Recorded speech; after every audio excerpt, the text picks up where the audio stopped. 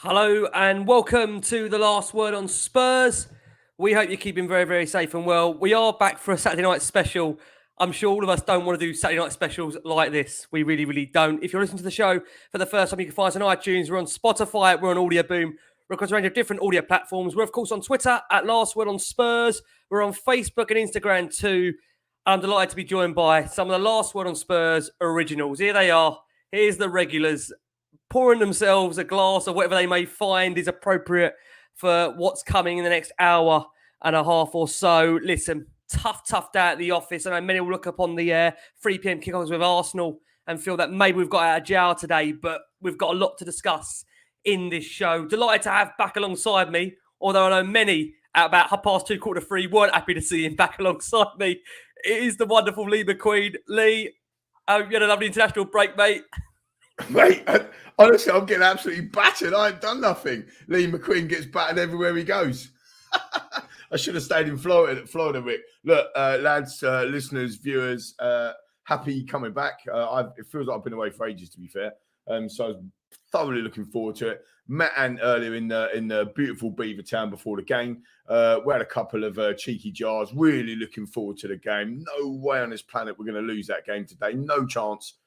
And then we lose.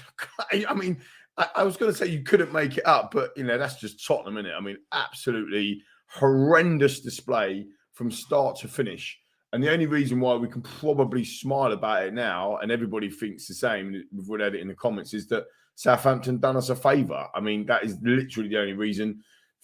You can dig out all the players you want tonight, but from 1 to 13, they were woeful, absolutely woeful. They all played like they had COVID. I know the boss had COVID. I think they all had it. So, look, I think everyone's allowed. Thanks, Dominic. Thanks very much, mate. Look, I think everyone's allowed a bad day at the office, and it was absolutely a bad day at the office. It's another one down. Strike it off and move on to the next game. That's all you can do. Yeah, absolutely. One man that was giving us a hazard warning during the week and just said, look, just calm yourselves down, take it game by game, as Sammy Power was already putting our name on that fourth spot and getting ready with his Champions League anthem in the background. Antony Costa, I'd love to have you back, Ant. Thank you so much. Twice in a week, we are blessed. And I know it's difficult, but you warned us it wasn't going to be straightforward, this top four battle. It wasn't. There was going to be twists and turns. Obviously, nice to have Lee back. It was lovely to see you today, Lee. It was, this season, next 7 games is twists and turns. And this was one of them games. It was one of them games where we didn't show up. And I'm sure we're going to get our teeth into it in a minute. And I look forward to everyone's views on the starting 11 and everything, which we was all positive about. But Spurs didn't show up. And let's hope that this is the only game that's that's a bit of a blip, because I know we've got some tough games coming up, but let's see what happens. Yeah, absolutely. And also, listen, please have him back on the show. It's been a while. You have to drag him on these days. We've got the brilliant Jason McGovern. Jace, it's one of those nights. I think your last game with us was the Borough in the Cup, was it? So you'll be used to this feeling, right? I don't know. What time's the cricket on? Put the cricket on. Hurry up. No, it was. We were really poor today, has to be said. No urgency. No. It looked like no spirit in the side. I mean, it looked like we'd lost our previous 8 games going into it. No belief or anything. And you can't single out players today because the whole side was poor. Lucky to keep 11 men on the pitch, with Kulusevski so easily could have been red, should have been red even then, perhaps. And I was surprised we lost today, but I still think there'll be another 2 games we don't win, but other teams will drop points as well. That's the one saving grace. But the strange thing is we come out the day in a better position than we went into it, because we keep the lead at 3 or 4 points, and there's 1 less game to catch us in. So from that respect, we're actually in a stronger position tonight than we were at kickoff. But was a lost opportunity today to really to put some real distance between us and the chasing pack, for sure. Yeah, totally agree. Now, guys, I appreciate the last few weeks we've dropped the ball on the listener questions. That's probably been down to time frame, where we've had to try and turn the shows around in a matter of hours, apart from obviously when Spurs are playing. So we're bringing them back into the integral part of the show tonight. The first one out of, I think, 75 was, why didn't Lee stay in Florida? Clearly to blame for that performance. Cheers, Richie Coys. And I'm not going to, this is not to offend Lee, about 30, half of the questions I had tonight was like, why wouldn't Lee stay in Florida? So I know, Lee, I've had him on my feed as well, Rick. I'm like, come on, dudes, come on. I was speaking to Lee midweek saying how pleased I was, missing him so much that he's back. Lee, let's start with you. I mean, listen, let's be honest. Fully deserved win for Brighton, who were as good as Spurs were dismal, for being honest with you, in terms of that performance. From beginning to end, never really got started. It's another real bad home defeat when you add that to Wolves and Southampton this season, where Spurs just simply didn't turn up. Yes, it's a great point when you put the Wolves and Southampton ones in there as well. I mean, they've got the blue book in front. I mean, no shots on target. I mean, I've been the one that's been waxing lyrical about shots on target since Antony Costa came. I know Chris Callan, friend of the show, obviously, everyone knows Chris's show as well. He and I talk about that all the time. I think average shots on target since Conte's come here is 7 per game. And we've had 0 shots on target today. I mean, we're back to the Nuno days. It's absolutely woeful. We've actually only had 5 attempts at goal. I mean, that's just absolutely awful. 81% passing accuracy. Just not good enough all over the park. Less possession than them. Now, fair play to Brighton. They had 5 shots on target. I think, as Rob C just said in the comments there, like it's King Hoddle. Hugo's man of the match. He didn't really have to do much, but he probably was the man of the match. It's like I can't. We had all the momentum going into this game, and it's interesting actually, because I was on my family holiday and I went with another family, and they are my best friends, but they're they're Arsenal fans. And when we turned up a couple of weeks ago, I know there's a point to this, Chase. When we turned up, they were absolutely adamant that they were going to get third. They were like, we've got the momentum, manager of the month, we're going to go there. And within a week and a half, completely changed around. It just goes to show how quickly it can change. And that's what's happening here. To lose to Brighton, with the greatest respect, they are not a very good side, right? They lost 6 of their last 7. They don't score goals. They don't concede a lot of goals, to be fair, but they don't score a lot of goals. And like you said, Rick, we just didn't turn up. It was like we were just chatting off air. We was having a moment off air in the green room, as I like to call it. And Jason was spot on. Like, these early kickoffs, they're a bloody nightmare. So, it just worries me that we've got a couple more like coming up as well. Like with the Burnley game, I think it's on a Sunday at 12 o'clock, which is mental. Even earlier, isn't it? 12 o'clock. Yeah, it's even earlier, isn't it? On a Sunday as well. So how Burnley fans are going to get to the stadium is beyond the joke. Like, no one thinks about the fans. But look, coming back to the performance, I thought from 1 to 13, to a man, we were woeful in every single department. No one got the game by the scruff of the neck. And to be fair, let's credit Brighton. I think Potter out-Conte today. I think our wing-backs were non-existent, and we didn't have an answer. We didn't change it up at all. We just kept playing. And even the substitutions were just like for like, weren't they? Winks for Bentancur, Lucas for Decky. Very similar, Son went off, Bergwijn come on. So you look at that and you just think there's nothing different about it. And it was a real shame. Bad day at the office today. And all we can do is put it right the next game and work hard all week and make sure, because Brentford under the lights, I think it'll be under the lights when it's a 5:30 kickoff, so it might not be under the lights. It's still a bit lighter now in the summer. That's going to be tough because very tough. Eriksen reunion as well to add in that. He's going to be wanting to put a performance in Brentford, find their form back now. I mean, listen, let's come over to you. And listen, it does feel going back to the Nuno days here, because Spurs didn't have a shot on target, as Lee referenced, in 95 minutes of play against Brighton. It just seems to now have given the chasing pack a chance. United are back in there. You'd arguably say they've got tough games to come. I mean, Arsenal, we know, got beaten today. And you can't win every game, but I think all we ask for, Ant, is you just want to compete in the 38, right? That's all you want to do is compete. And I have to say, that performance for me was as bad as it's been since that Wolves game. Is that fair?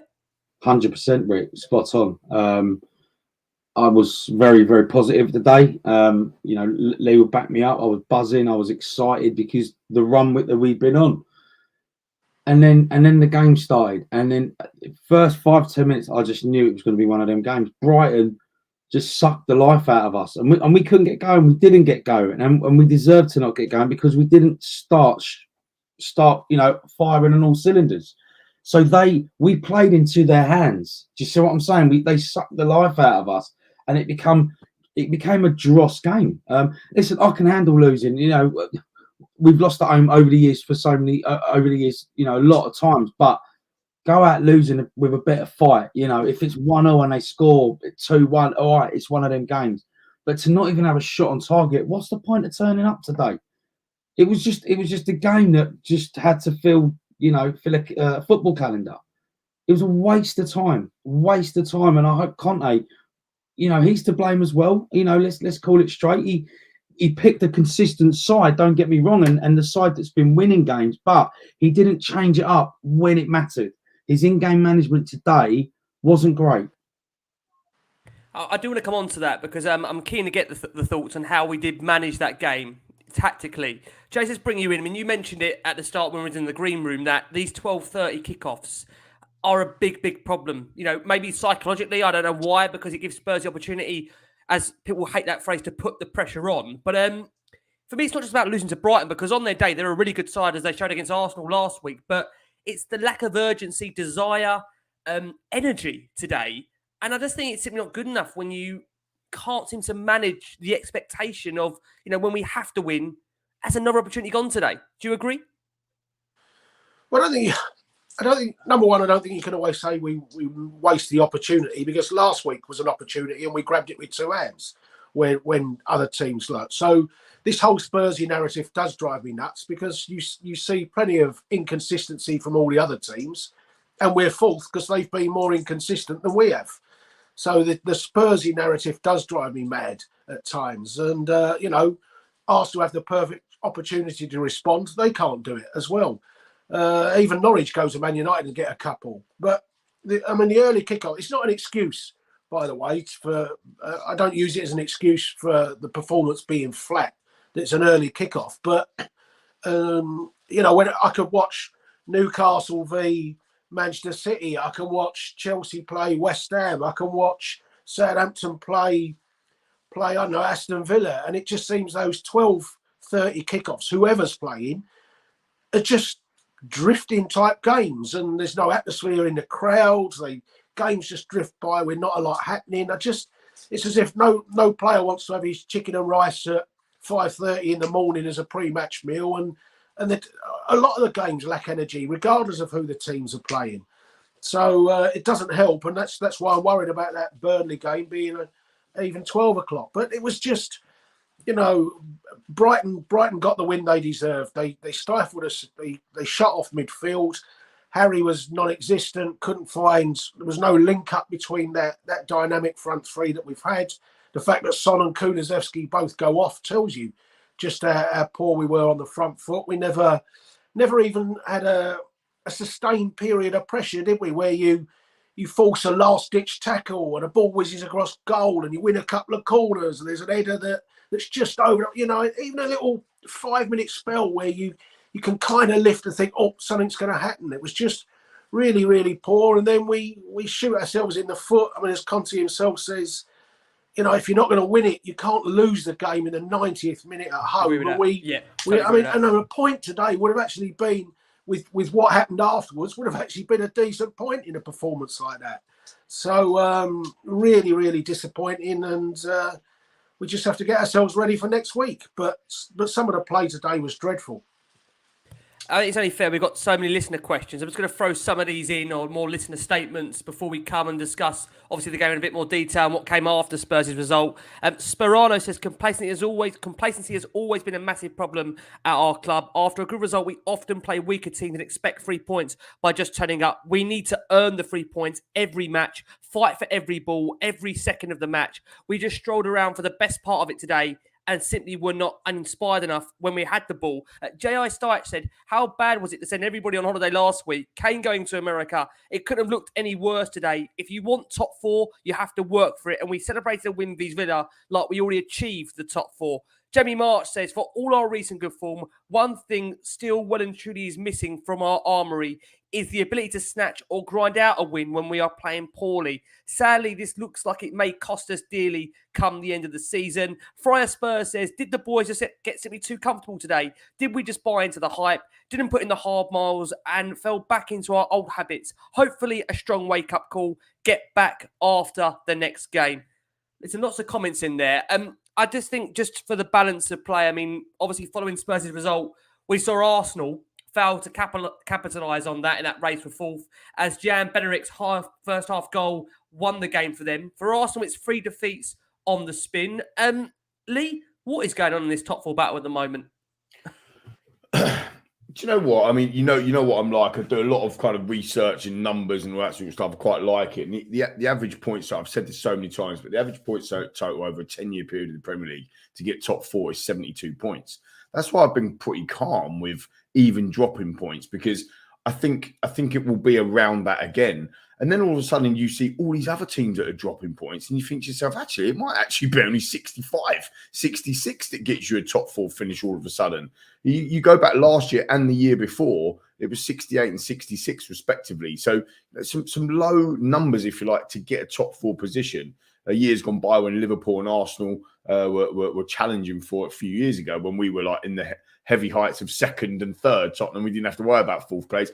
They were hitting 75. So it might be lower now. I mean, there's no doubt about it. We've got out of jail today with Arsenal losing. I mean, it has made it a little bit more palatable, isn't it, viewers and listeners? There's no doubt about that. You know, they're sitting there scratching their heads thinking, hang on, how have they gone 3 games on the bounce? Well, they've lost 3 games on the bounce. They must be scratching their heads. So we're still, like Jay says, we're still in a very good position.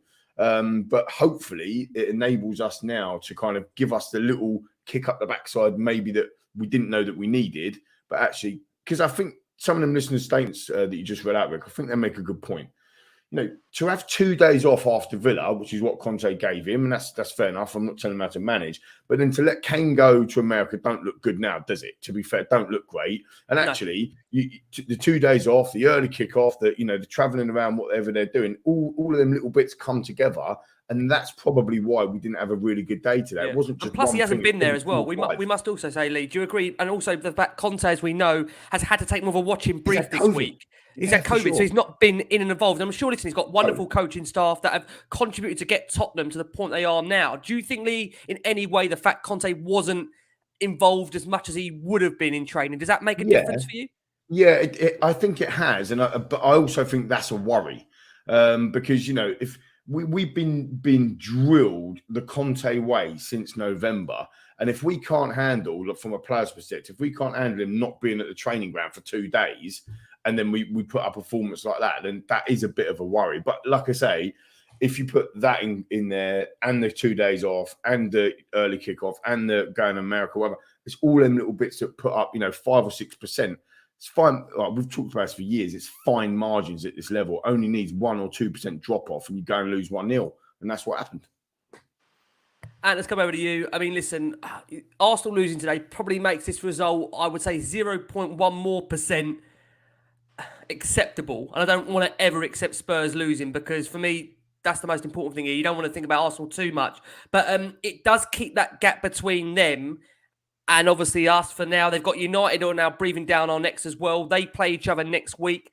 Does that result against Arsenal take a little bit of frustration out of it for you, Anne? Or are you even more frustrated that Spurs haven't capitalised on that? We should have capitalised, Rick. We do this all the time, every season, fella. Yeah, of course. I'm on Lee's side in terms of it's not left as much of a sour taste. But Brighton were there for the taking today. They were there. We shouldn't be relying on other teams year on, year out. And it always comes to this business end of the season where, again, we're talking about, they dropped points there. They scored 2 goals. We scored 3. Our goal difference is better. But we should be going out trying to win every game. Okay, we're not going to win every game. It's impossible. But at least show up today. Brighton were there for the taking. They're not getting relegated and they're not getting in Europe, right? So they're mid-table. No disrespect to them. We're the ones that should have shown up today and gone, right, we want to be challenging. They took the piss out of us. As I said when we started talking, we fed into their hands. We fed into their game plan. They sucked us dry, mate. And I'm seeing a lot of comments, excuse me, about set pieces. Lads, please tell me, when was the last time we scored a set piece? Yeah. A corner, a free kick. We had so many opportunities today to whip a ball in the box. And what's all these short corners about? I mean, it's just a joke. It just upsets me because there's opportunities there to be taken, and we don't take them. We try and be a bit more clever than what we are, and sometimes basic football is the way. Do you know what I mean? Yeah, no, I totally understand I'm where you're coming from. out there because I was literally sitting here. There was a free kick. Forgive me if I'm wrong, chaps. Sonny had it on just outside the edge of the area, and it was like a short free kick. Yeah, we tried to be clever. We tried to take it short. Just like, for God's sake, boys, come on. I think this goes back to the point. We haven't really got any natural set piece takers in the squad. You know, if we had a James Ward-Prowse, that would be different. I think, you know, I know many say you don't go out to buy a set piece taker, but you can arguably say with the quality Spurs have, maybe we should be looking at bringing in a set piece taker. I mean, Jace, you said earlier that you hate that term Spursy. I mean, I just want to go back to Arsenal for a second because, you know, it does. If you speak to Arsenal fans, and unfortunately some of us do have friends that are Arsenal fans, I know we should ban them all, but they'll feel they're a lot more Arsenal in terms of Spursier than what we are, because when you look at the fact that, you know, since holding their nerve to pip Spurs to fourth back in 12-13, they've capitalised or collapsed spectacularly kind of in every single race they've been in, from the top four in 16, 17, 18, 19, and now, and even the title in 15, 16. And I know Charlie Eccleshare was making this point from The Athletic that even 13, 14, you go that way far back as well. Arsenal got a habit in the last 7 or 8 years of really failing to also take the opportunity, like we have been as well. Yeah, of course. You know, I understand why the word Spursy is there, and it doesn't drive me mad because I don't think it's valid. But I just mean it's a derogatory term that every time we balls up, it's Spursy, and yet other teams balls up just as much. But it's never Arsey, it's never Hammy, it's never Everton-y, it's never Nuki. It's only ever Spursy, and that's what drives me nuts. And you know, when we famously finished third in the 2-horse race, it was the race that we never led, but Arsenal led it halfway and doubled the team that won it. And yet, you know, we're the team that bottled that season. So, but like Ant says, we have to take control of it ourselves. We're in control. I look at fixtures and I look at Arsenal now. They go to Chelsea in midweek, then they've got Man United next Saturday. Man United have still got Liverpool away. They've still got to play Chelsea. So there are plenty of, and like I say, I still think we'll fail to win 2 of our last, 6 games that we've got. Yeah. You know, that may be at Brentford and Liverpool. It may be Liverpool and Burnley. It could even be it's traditional Spurs to do something on the last day and lose at Norwich or something crazy like that. But, you know, no side is going to win every single game between now and the end of the season. And I'd still far sooner be in our position than the chasing pack now. I think, sorry, Rick, just coming now on the back of Jace's point, I think you're spot on. I think we will drop more points. We'll lose to Liverpool.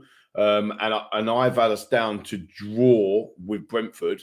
I had us down to draw with Villa, but obviously to win today. So actually, if you balance it out, we've obviously beat Villa, but we lost today.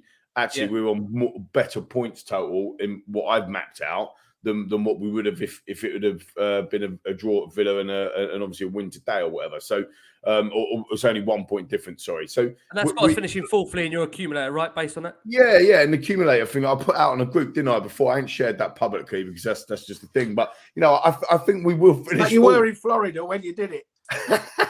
Yeah, I was. I was getting carried away, mate. You was on the crazy train, and then you got the depressed plane on the way home. That's it. No, I think that we will drop points, but I also think them other teams will drop points as well. You know, and again, like there's a lot of reasonable people on the chat coming in and the listeners' questions and whatever. So, it is a bad day, right? It is a bad day at the office from every single player today, Rick. They were rubbish. The team was rubbish today. Conte was rubbish. You just got to rip that up, throw that in the bin, and get on with the next game. Like, there's no point going mad about it because we were poor, but we have been brilliant. We have been brilliant recently. So I think that would have been. I need to check this actually, but I think that would have been a club record, or certainly up there in one of the top 1 or 2 records, if we'd have won 5 on the bounce. Like that would have been for a while, wouldn't it? Yeah, game on the bounce. We ain't done that for ages. So the pressure was on for us today, and yet again we faltered, but we were poor. We deserved it.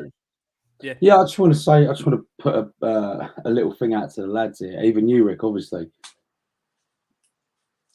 If we're on the same points as them, not down the road, and we play them, and the pressure's on, as we keep saying, are you confident of beating them down the road when the pressure's on? I think I am now because they're injuries. They've had that. Gone. I'm just throwing it out there, Jace. I'm just asking a question. I totally understand the question, but won't the pressure be on them similarly that night? And how are they coping with the pressure? 100%. So, you know, I can't stick my hand and say we are 100% winning that game, but I think we're just as we're probably more likely to win it than they are because they crack under pressure. I can tell you what, I guarantee if that game was at their place, none of us would be feeling. That'd be horrendous. Because of the mentality issue there. Could you imagine? Yeah. I mean, I think we're going to be at home. Look at Chelsea this year. Look at Stamford Bridge. We went there twice and got turned over. Yeah, totally different. I'm very confident, very confident that we'll turn Arsenal over. I'm not doing the Sammy Powell, Sammy. I know you're watching, mate. I'm not doing the Sammy Powell, but I am confident that we will turn them over because it's at our house. If it's at their house, it'd be completely different. Underlights, White Hart Lane, Danny Rose style. I think we'll turn them over. I think actually somebody made this in the comments as well. Maybe it's Manchester United now we got worrying about. They're over our shoulder. No one's talking about them, and now all of a sudden they are talking about them. They've been going under the radar. Look, Ronaldo got them out of jail again today. Another hat trick. But they go to Liverpool in midweek. I know they go to Liverpool. Yes, that's a different story. But what I'm saying is and then they go to Arsenal then as well. So there's a day somebody's got to drop points. It's going to be a balancing act. Yeah, you're right with saying. But what I mean is, if Arsenal lose on Saturday to Man United at 12:30, Man United I think will be a point behind us. Then for me, that we go into Brentford at 5:30, the pressure's sort of on us. Do you know what I mean? Are we able to handle that pressure, knowing that we've got to win against Brentford? It goes back to my point earlier that for me, I've got no issue if you like Conte says about being able to manage the game. Today, there's no issue if you could see the players are bang at it. You get a result like you've given everything. The worst thing is today, I think when you come away and you just don't feel that we've left everything on that pitch. That's the hardest thing to accept. I mean, that's the thing. Conte said after the game, he said, for sure, it's not a good result for us. A lesson that we can learn today is that there are games that if you are not able to win, you have to not lose. It was very clear that today it wasn't our day. And that, Jason, that goes back to the point you said earlier, that if we had got a point today, none of us would have been happy, but it's still a point up on what Arsenal would have done. Yeah, and that's what we needed to do. But it was such a sloppy way to concede a goal as well, and it just summed up the whole performance, didn't it? Where Eric Dyer bought a dummy 20 yards away, and Romero kind of fell over the ball, and it just summed up the whole performance. But it's no good looking back. We've got to learn the lessons from today. More the worry is how easily we were stopped from playing, and the fact that we couldn't come up with any answer to it. And there was no change of system. Yeah. Like you say, the substitutions were very much like for like. We seems crazy to say we missed Matt Doherty, but he's not coming back for the rest of the season. So whether we think he's having a good period or whether we think actually he's become a key player in the last few weeks, he's not back till the end of the season, till next year. So you can't worry about that. No. So there's not a lot to change. Kulusevski was poor today, but if you picked our side for Brentford, you'd probably still pick the same side that kind of started today. That's what we've got to do. So it's a question of looking forward, trying to grab as many points as you can. And I still fancy us probably just to hang on to it. And I know the pressure thing. Like I say, we were under pressure last week. We respond with a 4-0 win. We were under big pressure the week before. We respond with a 5-1 win against Newcastle. So the perception is we always crack under the pressure, but actually the reality isn't that we do, because we're the sides that fourth. So by the law of nature, the others must have cracked more than we've cracked under pressure. Otherwise, we would be 9th or 10th, wouldn't we? Yeah. That's a fair point. I mean, I know, listen, a lot of the comments we've had and even the questions, I must say, guys, thank you so much for the questions. I think we had over 75 questions today that's come in. A lot of them seems to be around the tactical display from Spurs. Tommy B says, how are we supposed to keep momentum when we are so stretched in central midfield and at right wing back? And Robert Reed goes back to what Lee said earlier. Robert says, Conte saw the problems at half time and did nothing. It's clear that we need an extra midfielder. This was poor management. Potter 1, Conte 0. I mean, let's come on to this because I don't know what everybody's thinking. It's very hard to criticise Conte when he came into the job, Spurs were 9th, and he's now taking Spurs into a top 4 battle, which I think if someone said to us with 8 games to go, Spurs would be in the top 4 or fighting for a top 4 finish, I think a lot of us would have been surprised based on the way Spurs were playing. Now, Conte said after the game, it was a tactical game for both. Brighton were very good at closing the spaces. We moved the ball slowly. I think that we're able to do much better on this aspect. The way in which Brighton set themselves up, there was no dropping into that number 10 for Kane all game. Basuma really owned a lot of that space centrally, and the work rate and shape out of position from Brighton really just shut the door on the game. I mean, Lee, do you have a view tactically about the way Spurs were trying to manage this game? Well, yeah, it felt like that they was always a man over in midfield. So, you know, you're looking at the Højbjerg and the Bentancur. When either of them got the ball, even if they were looking up, I mean, you know, Pierre's got his critics and stuff, but I think Ricky Bentancur's been brilliant, hasn't he, since he come in? And he always looks for a forward pass. There wasn't much forward passes on. Like, it felt like that they were 2 against 3. That's what it looked like or felt like. Do you see what I mean? And so it was condensed in that midfield. And I call him Kookaburra, the fella that plays on their left. He's normally their wing back. He has a big hair. Kookaburra, like calling Kookaburra. But he's actually playing left side of a 3 at the moment. And he played brilliantly against Arsenal the other week. And he played really well again today. So I think tactically, we were, I agree with that comment earlier. I think we were out tactical by Potter. I think he got it right, and the result shows that in the end. Let's have it right. They would have absolutely bitten your arm off for a 0-0 draw today, Brighton. Absolutely. I want to take the point all day long. How much time wasting? I mean, I must just make that point. The time wasting today, it was ridiculous. I do wonder. I know, you know, rugby deploy that where they actually stop the clock. And, you know, they only restart the clock when the game is back in play. I do wonder, you know, I've said this, maybe football should maybe be looking to adopt that approach, because I don't actually ever feel you get all those minutes added back on. There was so much time wasting today, so much. You can feel the whole frustration. I just feel that with some of our players, you know, from a criticism perspective, some of our players individually, some of our better players, our world-class players, for example, like a Kane or whatever. That's one for you, crackers. I just feel that he didn't change it up himself. Sometimes in football, correct me if I'm wrong here, lads and listeners, viewers, right? But sometimes you've got to be intelligent enough to go, right, I know the manager wants me to do this, but I can see myself, I kind of need to do this.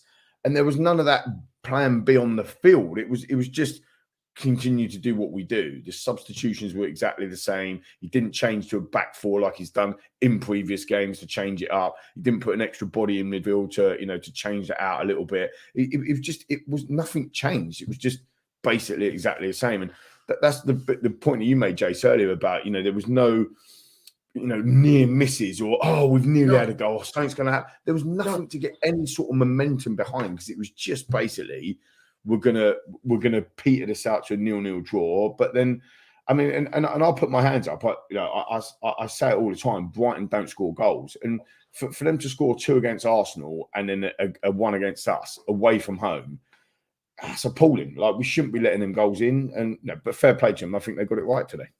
Yeah, I mean, Antony, you just want to touch upon the tactics a little bit more. I mean, it does feel that Spurs played long far too often, despite really, I would say on the whole, there being space in behind to really penetrate and attack. You know, we just kept giving the team back the ball that are very comfortable in having it in Brighton. That's one thing about them. I do find that with Brighton, although they really lack a potent striker, they're comfortable to have the ball. They're a ball-playing football team.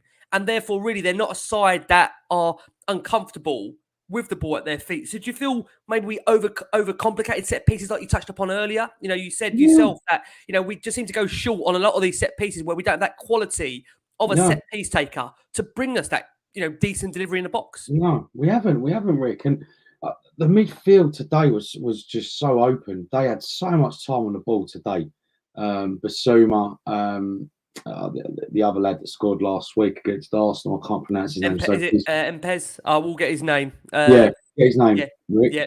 They just controlled our midfield today. Bentancur, and who I'm a big fan of, and Højbjerg as well. They were just backing off. We were going so deep, and then it comes to Lloris, and then we're trying to play out the back, and they're pressuring us, and you got Welbeck pressuring us. Do you know what I'm saying? Emma Wepu. So my apologies. Emma Wepu is the guy that we were going to mention. Yeah. They had so much time on the ball, and then you come back to the time wasting thing where that started happening from minute one when they started getting little niggle fouls and going down, wasting time. Craig Pawson wasn't a great ref today. I thought he couldn't control the game at all, and they played into their hands. Do you know what I mean? The ref gave us nothing, but the footballing side was very poor from us today. Yeah, and I said this before, like Conte's in-game management today, he saw it wasn't working, change it up, because our wing-backs were so bad today. But worse and worse. Yeah. So that's where our deliveries come, and we got no deliveries today. So where's our creativity? So if you can't create down the wings, try and create something in the middle. Put an extra man in midfield. Go 3-5-2 or 4-3. Do you know what I mean? Or 4-2-3-1, just to give us something else for Brighton to think about. That's where I want to come on to. Game, Rick, guys. It felt like a game that we had to play, as I said, to do the footballing calendar. It was a waste of time today. It just felt a waste of my day, even though I loved it obviously beforehand. But the football was atrocious.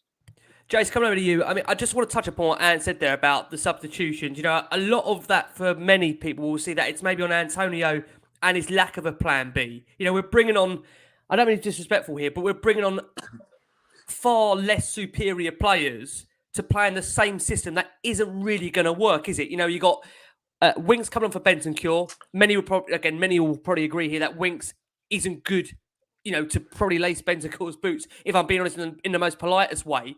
Then you got Bergwijn coming on for Son. Oh, sorry, my apologies. I must add first before I say that we had Lucas coming on for Decky. Am I right in saying that? Lucas coming on for Decky, and then finally Bergwijn for Son. Now, I love Bergwijn. I think he could have had more minutes. He would probably have been the first sub that I would have made. He would definitely be above Moura for me in the pecking order. But all of those changes, Jace, together, there's nothing really that's going to scream out to you. We've made a difference there that's going to change this game. Is that me being fair? No, it's you being fair, but that's all that's available to us, isn't it? So, we don't have an Ericsson-style player that can come out off the bench and find a killer pass. We don't have another striker that can come on as a support to Kane, where you can perhaps go a bit more direct, or we don't have a lightning-fast winger that's going to, an Aaron Lennon style, that's going to suddenly hit the byline. And you could have brought Sessegnon on for Reguilon, but that's not really changing it. So that's the cards that are in our hands at the moment.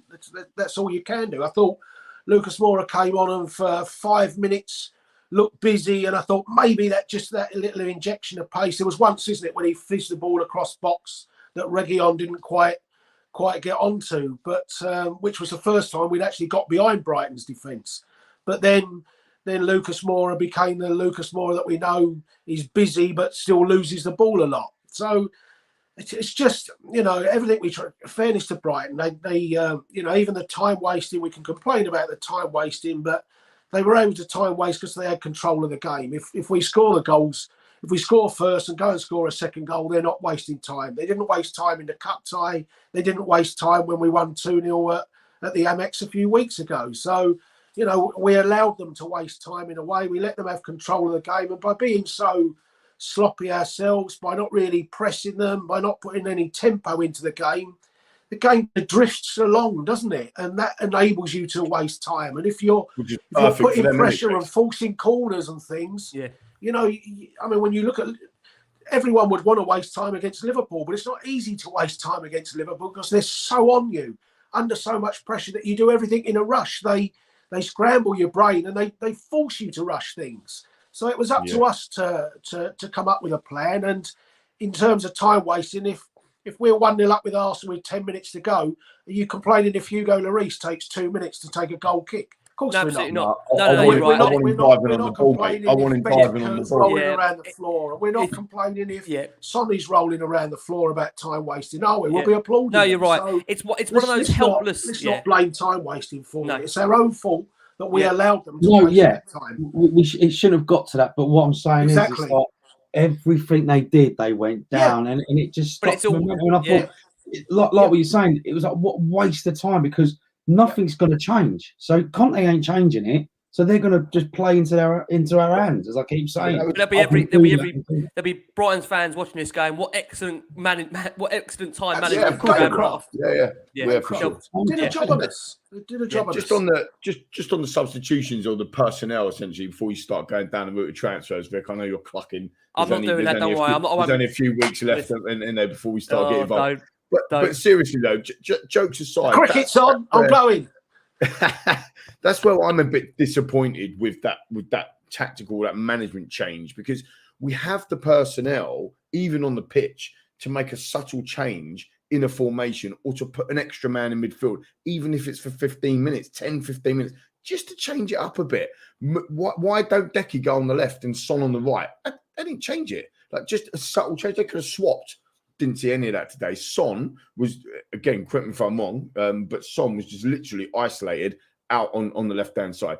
Sometimes he drifts in, he walks across the pit. Didn't see any of that today. There was no changing up. And what it meant was, in my opinion, tactically, it meant that Brighton didn't have to worry about anything, because all Brighton needed to do was do the jobs that Potter had set them up to do, because we played exactly how Potter had analysed that we would. And that's exactly what we did. So we didn't give him anything to think about. When Kane's coming to drop back deep, Basuma had him in his pocket, but basically most of the game. So Kane's staying up top, happy days. Like their back three's just marking Kane. So he can't do anything in the game. So where's the tactical awareness on the pitch or through the manager in game to just change it a little bit, to go, okay, let's do something different.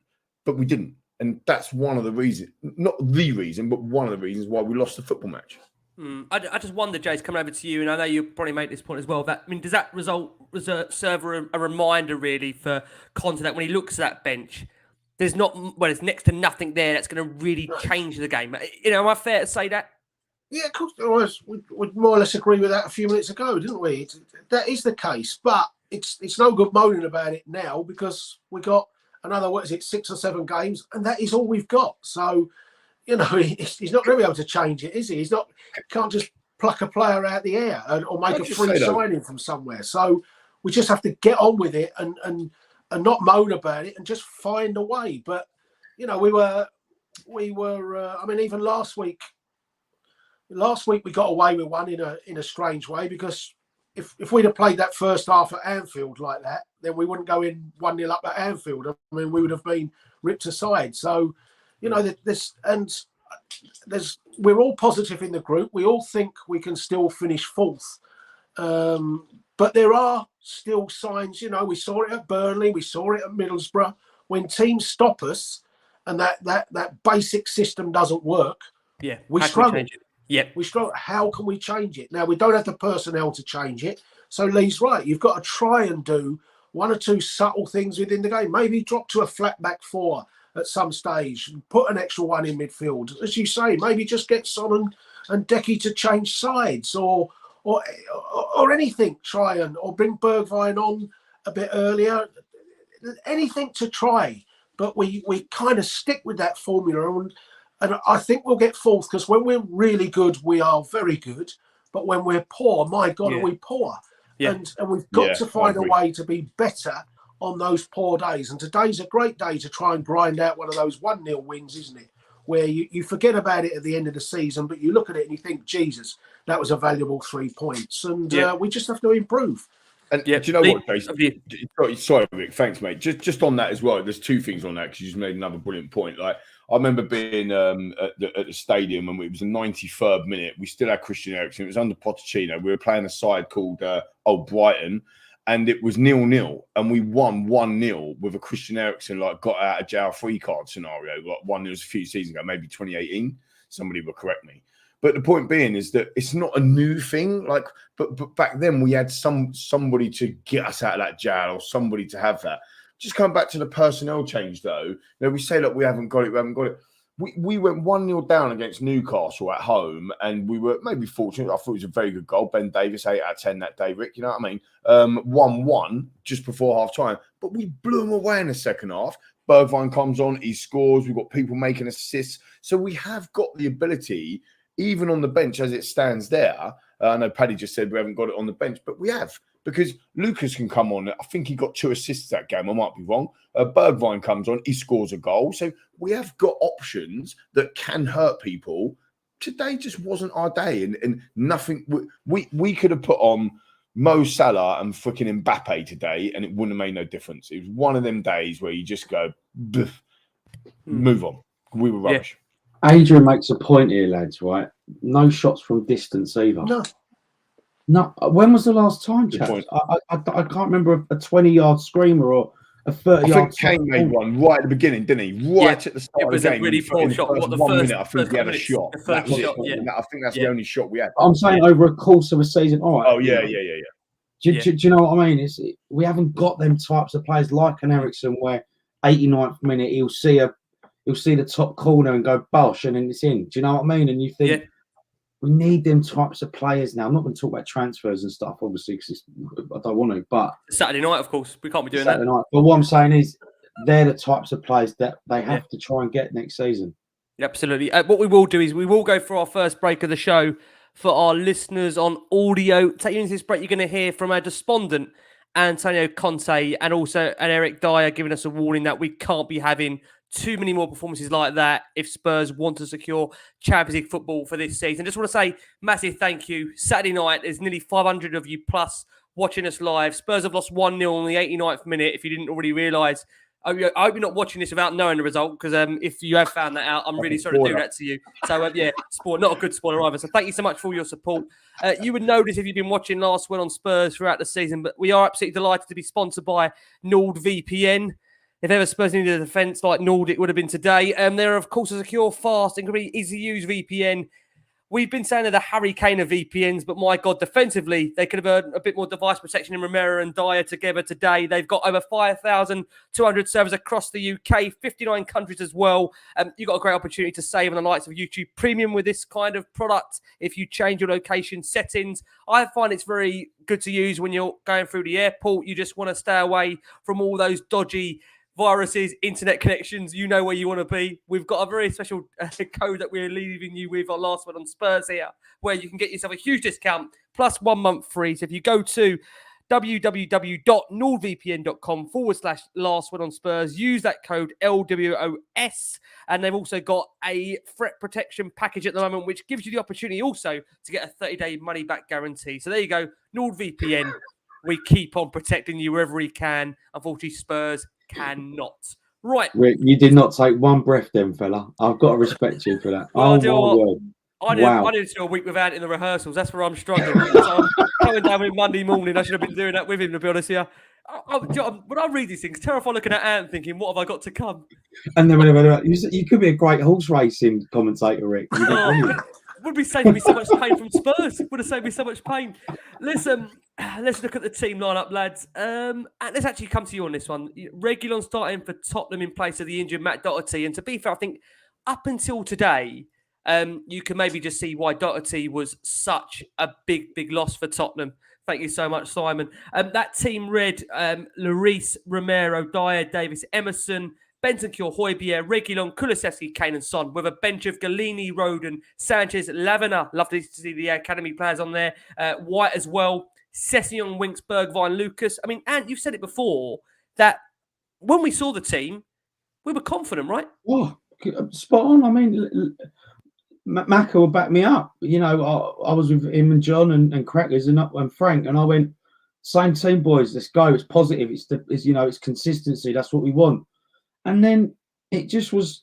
I wasn't surprised. I think you said, Lee, didn't you, mate? I think you went about Sessegnon, and I thought Sess was still injured. I'll be completely honest with you, mate. You thought he would have bigged him up, and he bigged him up in his pre-match. Yeah, I didn't see maybe he's going to play him, but yeah, I mean, it's the same team that's been doing well. Obviously without Doherty, but yeah, you just think you're going to get 3 points today.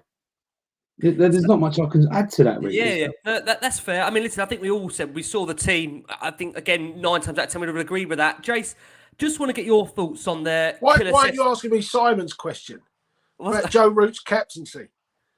Simon, wrong show, mate. I think we probably wish we were doing the cricket. Although Jason always goes to be moaning Message about me later, cricket. Simon. We'll talk about it then. About 11:30 after match of the day. Who's Jason, winning the golf anyway? Oh, What's happening in the golf at the moment? Someone press the red button after this show, not during the show, just to be clear.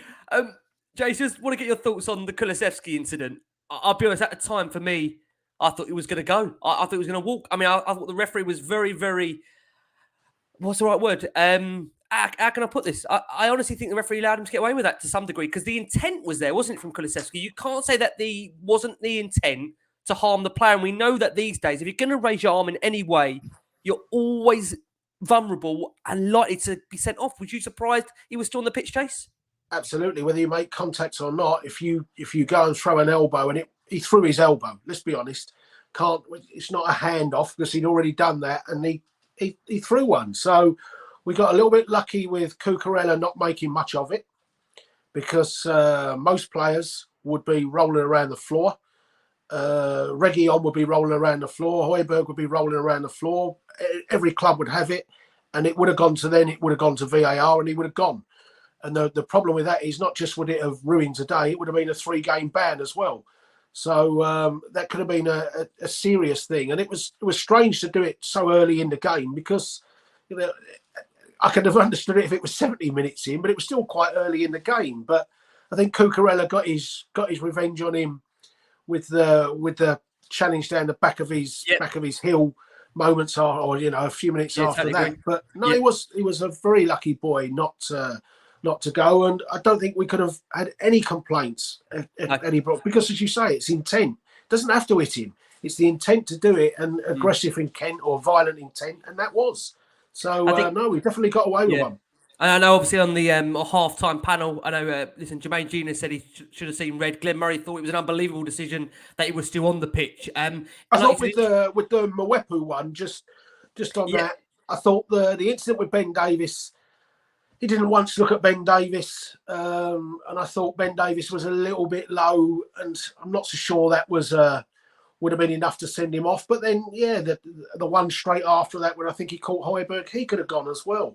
So, I mean, there was a lot of strange decisions today. I thought Craig Paulson had a really poor game. Agree. I thought he had a poor game for Brighton, and he had a poor game for us. And, I think the players just didn't get going. Just didn't get going as a referee today. Another one that got caught up in the early kickoff, I thought, and he was up in the clouds half the time. Yeah. Leaders, coming to you. Let's get your thoughts on both the incidents. Firstly, the Kulusevski one, then the Mwepu one as well, because that was quite a late challenge on Davies, and he was already being booked at the time. Then subsequently after that, he was given a final warning after stamping on Højbjerg. And I know many felt that he was lucky to remain on the pitch. Lee, on another day, would both of them have gone? I thought he should have gone. When I watched it live, I hadn't seen it back actually at all, any of the incidents, but when I saw it live, I thought he should have gone. I think Decky, I didn't see much. I thought it was a bit of a coming together from where I was sitting. It was up the other end, so I couldn't really see it, to be honest, live. Jace, you said in the group, I think at half time he should have gone, and that's what I thought, whoa, if you said that, then he should have gone. So yeah, I'll go with Jace on that one. And you got a view on both those incidents, because I know many probably felt, lucky both of them would have been on the pitch. Yeah, again, I was sitting near where Lee was, so it was so quick, and it was on the other side of the pitch. So, but yeah, as when Jace wrote in the group, he should have been off. Then it's serious. Do you know what I mean? So, obviously, I'll watch it back to match of the day and then give my own judgment. But from judging by the comments and everyone's opinions, he should have gone. Yeah, we just got really lucky with his reaction. Really lucky, because he should, it should be rolling around on the floor. We don't like to see people do that, but it actually didn't make any difference to the game, did it? Because we, as somebody said, they would have just camped with 10 men behind the ball completely, and we'd have struggled to break them down, which is what happened anyway. So what's quite interesting about that actual incident with Decky is that in all the games that I've watched him play so far, and I know he's only been here 5 minutes, but it didn't seem like he's got that sort of thing in his character. And again, I was very surprised. It was so out of character, wasn't it? Totally. That's what I mean. So actually, he got booked. Bentancur, Ricky Bentancur got booked today as well. They were both on yellows. the new boys both being on yellows. He was only praising them before the game of how much of an impact they've had, hit the ground running, been absolutely brilliant for us. Both of them playing, you could see the frustration across the whole team. Look, let's be honest, listeners, viewers, let's be brutally honest. None of us need, certainly not me, to be saying how they should have done this and they should have that. All them players today will be hurting. They'll be thinking, why didn't we turn up? Missed opportunity, massive missed opportunity. What are we doing? And they will, and I think that's why I agree with Jace. Maybe that might be a bit of a blessing moving forward. Maybe we play a little bit better in some of the games that are up and coming. But we do seem to struggle. I mean, we were talking about this earlier, weren't we, Ant? The Southampton game, 1-1. I think, was it 27th or 28th of December? They had 10 men for half the game. Yeah, we couldn't. And we still couldn't break them down. We really struggle. And this isn't a Conte thing or a Nuno thing or a Jose thing or a Poch thing. This is an all of them thing. We've always struggled. We've always struggled. But, there is that old argument, Lee, that sometimes playing 10 is harder because there's much more emphasis and focus on defending as a 10. But I agree. Numerically, we've got to be making the difference in the games that we've got, because I know it's frustrating when you look at this, that if Spurs are taking all the opportunities, fourth would be clear. They'd be third. I know you mustn't do that because that's football, right? And this is the beauty of football, where results surprise you. But Conte, after the game, just said on the referee's performance, he said, sometimes I think the referee has to pay more attention and protect the players. So he was referring to, the way in which Mwepu, I think, obviously got in behind Davis for that foul. He said, I understand you go and take the ball, but if you take half the ball and half the body, you may damage the player. So there was definitely an element where Conte, I don't really ever see him come out and actually criticise the officials, but just a slight nudge in the direction there that he wasn't happy. But defensively, we touched upon it, the way Trossard got in behind for Spurs in that last minute. And I know obviously there's that risk that, we're pushing up, but I think, Jace, you said it before, there wasn't really too many moments today that you could say, oh, what a chance. You could count them on one hand. There wasn't enough, was there, really, throughout the game? Big chances for Tottenham. No, I kind of thought the same both ways, really. I never really thought they were going to score either. They had that one opportunity where they cut it back and the bloke's first touch was really heavy. And I think Emerson Royal just got in and did enough. That was, I thought, the one moment where I feared. But, Danny Welbeck coming on, I thought, well, there's no chance of them scoring now. I thought their subs actually helped us. Wepo going off at half-time, I thought might disrupt them more than it does us, might allow us a little bit more. And I think Caicedo went off for them, who was also doing a real rat's job in midfield against us. So when Lallana came on and Welbeck, I thought, well, they're a little bit easier to play against now. But it was just, as the boys say, I mean, we're just going over it now. It was just poor all around. Got what we deserved. Yep. Thanks, Natalie, for that comment. We'll slip you that tenner later.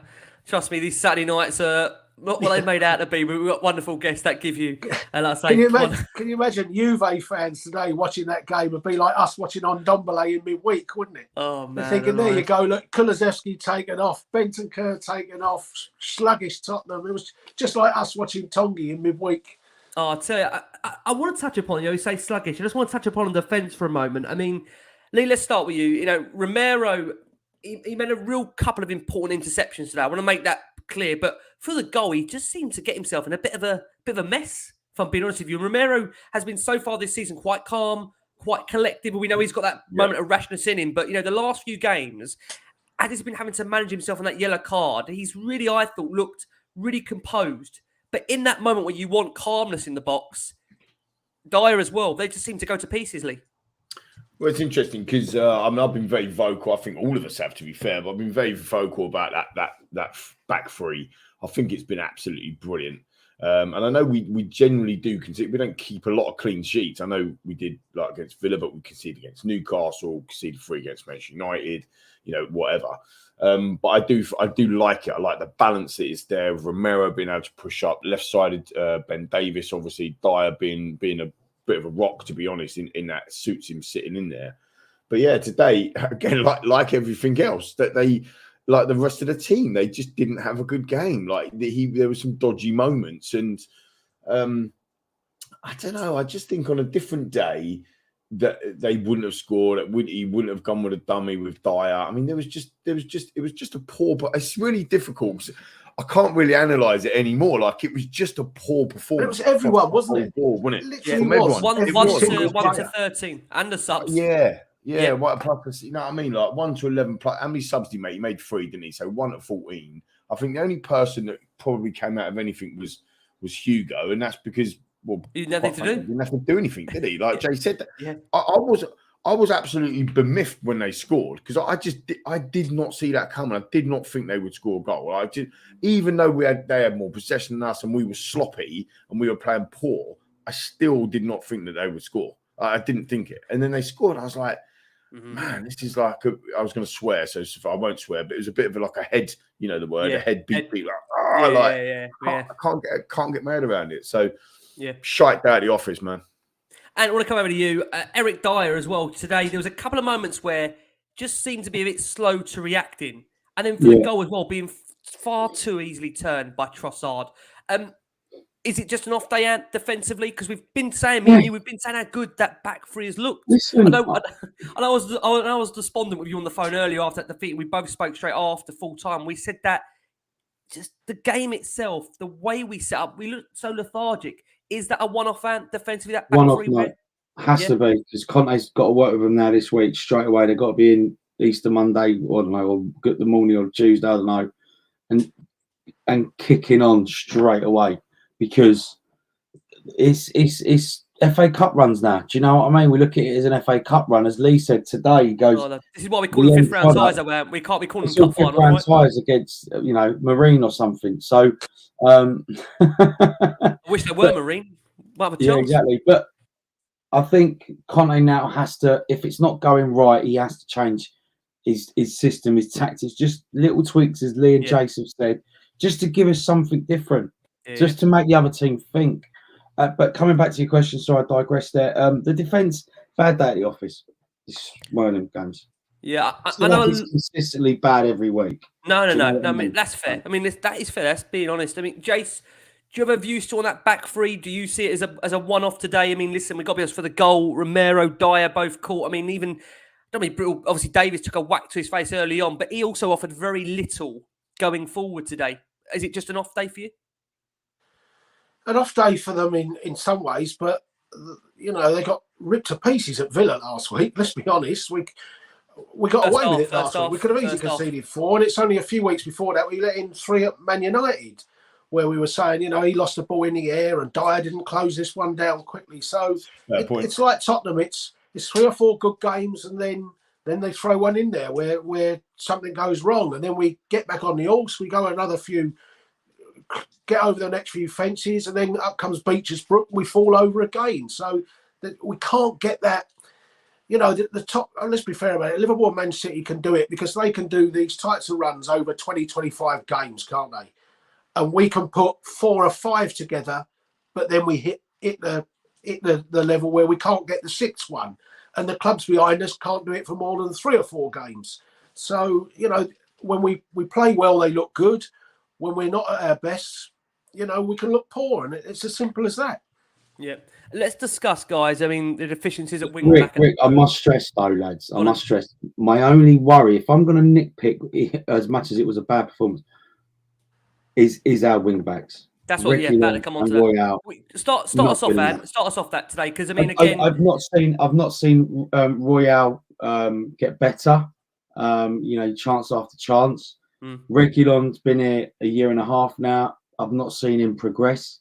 Very erratic, and it worries me. It's to play his system. It worries me a lot, and I think that they're 2 of the positions that they need to get in the summer, because they're just not good enough, unfortunately. See, when I look at I agree. When I look at Reguilon, for me, Ant, I can accept that if he was good at one of the 2. If he's really great going forward, or he's really great defensively. And for me, he's never great at either, if I'm being brutally honest with you. And this is a guy that came from, Real Madrid, who obviously enforced a buyback clause there. But when I'm being honest, and I'm comparing him to Liverpool's, wing backs. So I'm comparing him to, Today, I know you should. I know maybe Jason. I know you're giving me that face. Where maybe I'm being brutal by saying that. But if you look how far off he is, Reguilon, for me, both attacking and defensively, that's massively worrying for me. And for Conte, who builds his systems on the wing backs, I just don't know whether he's going to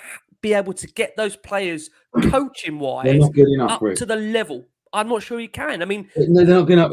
He's been here 5 months now, and if they're not doing what he wants them to do, we got no chance. Because I mean, we've seen Doherty's right such a there? miss. Yeah, Jace, come on. What do you think? Those wing backs generally for you, Reguilon. Well, we've said all along, haven't we? They're not good enough. We thought we had 4 that weren't good enough. Let's be honest. So there's been an improvement for 1, but that's now gone away from us. No, they're not. I mean, they're nowhere near Trent and Robertson. I mean, those 2 are extraordinary. But Reguilon's not as good as Cresswell. No, I think that's being honest. No, it's not. That's what I mean. Emerson Royal's not as good as Ricardo Pereira. Luca Digne, he's more likely to come up with. I think Luca Digne is really poor defensively, but he's still going to have more quality with his delivery than Reguilon. But like I say, we're stuck with it. So we can complain about it, but it's not going to change. Yeah, but don't it worry you though that they haven't progressed? Yeah, that's especially Reguilon. It's all well and good him smiling, happy, jolly. Yeah. On the training pitch, it's nice to see, but you don't do it on the pitch, my friend. So your only outlet is being a nice guy. You're not a good footballer. Your assist. I mean, Lee, please tell me how many assists has he got? I can't. Well, it's not enough to the level. It's not enough to where Spurs want to go as a team. No. It's a club that want to be hopefully especially challenging over the top 38 games, Rick. 38 games. That's a lot of games in the Premier League for his system. They just need upgrading. I'm sorry. That's my real goal. Nitpicking today. The only thing goals and 3 assists, Reguilon. I was going to say the only thing we can say is that we're all big fans of Lamptey, but Lamptey was poor today.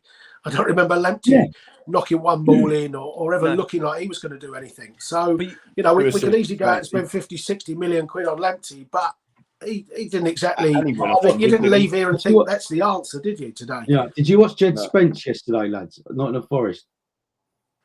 Unbelievable. I've only seen him. He was brilliant yesterday. That's a player. You've got the potential there to really coach and improve.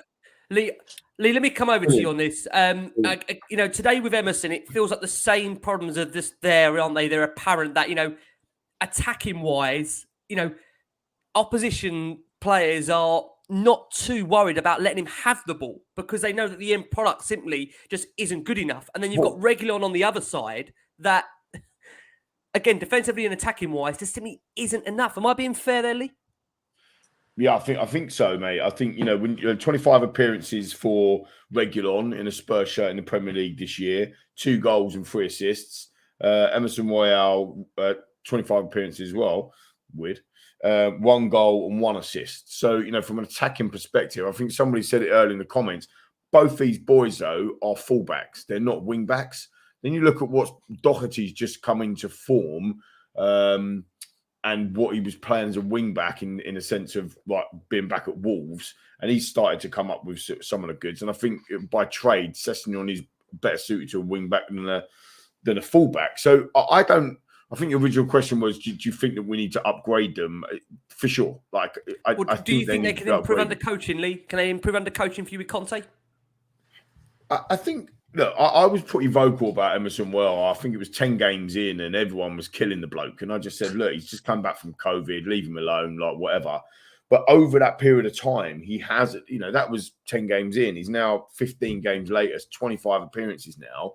And he isn't improved hugely. I think he got his goal the other day, didn't he? That's 5 days a week of Conte training as well, we must add. He's had 5 days on the training ground every week. The biggest worry for me that I noticed today, I don't know if anyone else thinks this or I'm just being weird, but we were myself, Dave and Colsey were chatting about it when we was watching the match, is when Emerson was in space, even his own teammates didn't want to pass to him. It felt like me when I used to play football at school. No one wanted to give me the ball. No one. So because I'm rubbish. So you'd always go down the left because you had better attacking prowess or whatever, or you'd try and cut him out. Like you talk about him had lots of space. The opposition are all right with letting him have it, but even his own teammates didn't want him to have the ball. It felt like that today. It was just, again, that is a trust thing, isn't it? Like trusting your teammates or trusting the players to be able to do the job. I think that I'm all for giving people chances, of course, but I think we've got to remember that he's not a Conte. He wasn't bought for a Conte system. No, not for Conte. Yeah, and he's not a Conte player. And no. I don't think there's any doubt in my mind that Paratici will move him on in the summer if he can. I think Reguilon will improve. I think that he can improve. I think there's something about him. I don't know what it is. I can't explain it today. Let me explain it once he scored a couple more goals. But I think there's something about him and Cess. I still feel there's a bit better competition down that left-hand side for them two positions, whereas the right wing-back is an issue. Which one will last longer, Lee? Cess or Reguilon, in your opinion, at Tottenham? I think Reguilon, on the basis that Cess is glass. I want it. I just think Cess just gets injured, bless the lad. I don't want him to be injured. I think he's a good player. I think he's got the potential to be better than Reguilon if we can keep him fit. That's the thing. You know what I mean? I think Reguilon for me is a classic fullback. Like he looks. I'm not saying he's weak. Don't get me wrong here, listeners and viewers. Right? He's made for La Liga. I hate to say it, but he's made for La Liga. He's a bit more slight. He's a bit more kind of, whereas Sessegnon's a bit more, put a shoulder barging, can get past. I think it was a confidence thing with Cess. He was just getting that back before he got injured. So I agree with all the comments. I want it to be Cess. I think Cess has the better potential, but I just worry about his injury record. 30 million quid. He's only 21 still, the fella. But how much use have we got actually out of him? Does that make sense? It's a good point. I mean, Jace, what do you reckon? Do you think that'll be one of the key areas Conte will look at the wing backs, or do you think he'll believe that he's got the ability to coach them to be better than what they are? No, it'll be a key area because, if that's the whole focus of his system, isn't it? But there's a kind of bit like today, if it's not working and that's your key thing, then and you can't change them and they're not going to improve in game, then you have to do something else. And his inflexibility to go away from that system is also a bit of a problem, isn't it? If it's not working, you have to try something different. And we didn't try something different. And, he's picked that team today and he knows that it's probably unlikely to come from Emerson. And he knows it's probably unlikely to come from Reguilon. He knows that. So, like I say, he could have taken Reguilon off and chucked Sessegnon on, couldn't he, with 20, 25 minutes to go. But he didn't. So it's no, I don't think they're going to show great signs of improvement. But if you're going to have that as your focus and it's not working, then you need to come up with a different plan as well. Yeah, it was interesting. I mean, lots of comments have come in here, but I mean, Anne, I would imagine that Conte's already tried this in training. I can't believe that he's not tried Bergwijn, Mora, Decky. On both sides, right? You must believe he's there 5 days a week training with these players. Those coaches have all got the most great ability of knowing what players can do what. Surely he's tried these players at that as well, Ant, hasn't he? You think? He might have done. I don't know, Rick. I can't sit here and talk for Antonio Conte. I'm only thinking on the basis that, we've seen how... You like to think he's tried something different, but try Bergwijn. Why not? It's something different. He's going to bomb forward, and he's got an half of an end product. It was pretty much a wing back under Mourinho. I mean, no offense, he was pretty much a wing back under Mourinho. He was so shackled, he was defensive. Yeah, and we was on this show many times saying, "Oh, Bergwijn needs to be unshackled because he's not, he's not a right wing back, but Jose's using him there and blah blah blah." But give him the chance. Just give him a bit of free rein. Do it. It wouldn't have upset me. I think give something different. Because Royale's tried for 5 months now. Unfortunately, he's just, he's not good enough. And the thing is, Brighton at home, he forget how the performance was. Brighton at home is actually a chance to try something because it's not like they have an express pace man on wide left. It's not like they've got a really dangerous person like a Mane or like we've got or anyone like that can cut in, so like a Jarrod Bowen. Jarrod Bowen's not extremely quick, but he's capable of getting forward. They've got nothing like that, Brighton. Nothing. So there, you could have chucked Lucas or Bergwijn there, or tried something different today. And I don't think it would have meant that we were more likely to concede a goal at all. I mean, Trossard scored, but he's hardly pacey, is he? And he's not. Okay, it's a good goal and he's a technical player, but he's not going to dribble past 3 or 4, is he? So you could have come up with something different today, and it's as much Conte's fault today as blaming the player. Yeah, this is what worries me, Jace. It's what coming to the business end of the season and the start of next season as well, where we're at or where we're gonna be at. And I think the players that haven't improved, they've got to go. It's as simple as that. But can I ask one question, boys? If you're Conte now in these next 5, 6, 7 games now, do you look to change it now? Are we all in favour now of, dropping Royale to the bench and seeing Spurs maybe try a Bergwijn and more? Yeah. Do you think Royale? What if Royale? We might play Sessegnon there next week. Possibly. He might do. Yeah, he might do. We might play Sessegnon there. But what if Royale gets injured next week? Then what? Then we're sitting here scratching our heads going, oh, who should go? Just try it. Do it. Yeah. Do something different where we can go. I think the fan, yeah. But I think that's one thing the fans would accept today. That, as you said, Jace, we're not playing Liverpool, we're not playing Chelsea, we're not playing United, we're playing Brighton aside that are good with the ball, but they haven't got, as you mentioned, any real transformative players on either flank that are going to really dominate you. This is maybe the perfect game to try it. Final on it, boys, then, on the wing-backs very quickly.